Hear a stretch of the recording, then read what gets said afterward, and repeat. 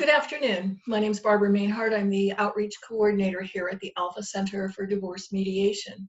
And this is the third in a series of Fueling the Divorce Fire. We have covered the topics of infidelity and dating while getting divorced.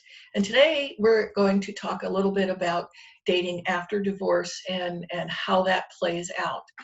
Keela Gilbert is my guest. She is the founder of the Alpha Center, and with her experience of over 26 years in dealing with clients, she is able to bring a lot of this wisdom and knowledge to the whole program. So, Keela, thank you. Thank you for joining us. And thank you for having me, Barbara.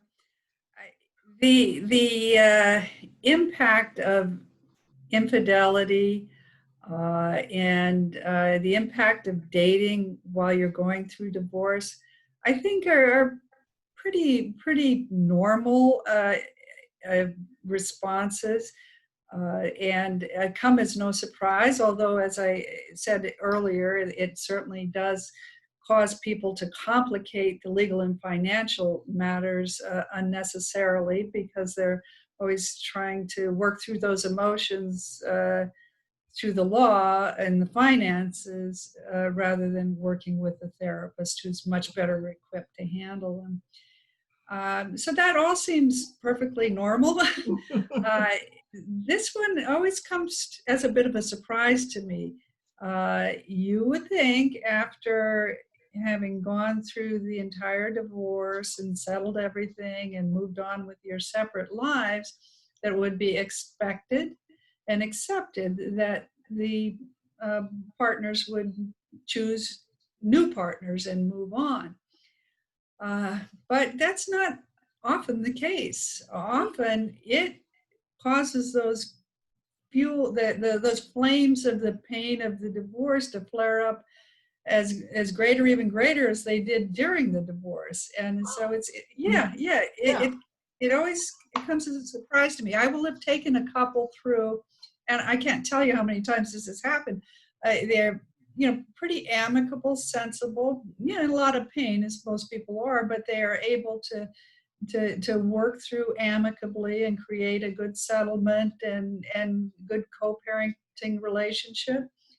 And I'll think, well, job well done. And then maybe a year or two later, my phone will ring or an email will come through, and the whole thing is just like a can of gas added to a bonfire. It's just blown up. Wow, so like the embers have...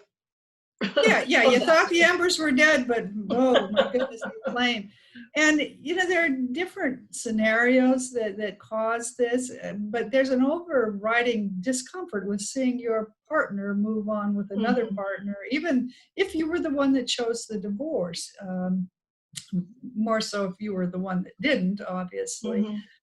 And then you have other nuances that come into it. Sometimes that new partner is threatened by the positive co-parenting relationship and the calmness that you have between you and your old spouse, and they don't see it for the benefits to the children, the benefits to your lives, and they will undermine it and destroy a positive co-parenting relationship. Wow. Yeah, I've seen that happen up close and personal.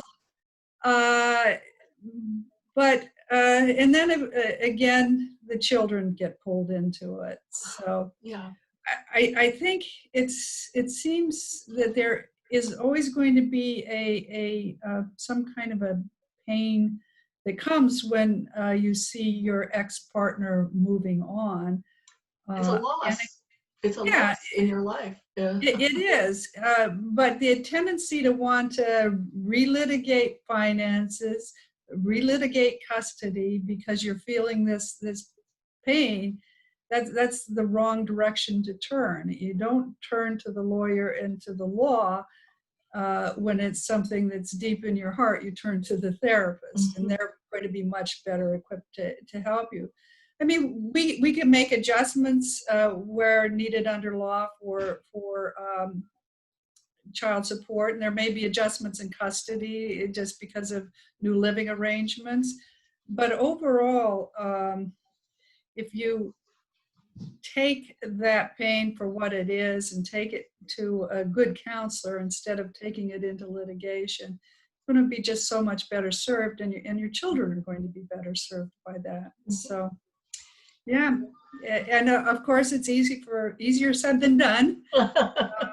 And I never want to come off as feeling like I'm judgmental toward people who are struggling with these issues. I'm just simply trying to direct them away from the courts and the lawyers and into the hands of a good therapist who's really best equipped to deal with the struggle of having a partner move on to a new partner. Right. Yeah. And there's actually a really good movie called Stepmom with Julia Roberts Yes. and Susan Sarandon.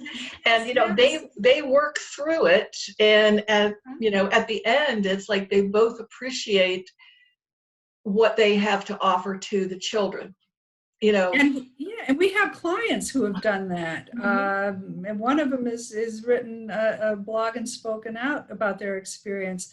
They have family holidays and dinners that include the kids, the new spouses, and it's just an enlarged extended family. It's probably the exception rather than the rule, but it is always better to manage the emotions with a therapist and not try to bring it into the law and the finances, because Right. Well, thank you very much, Kila, for this 3-part session series here. And I think it will provide a lot of insight to many people. So thank you very much, and take care.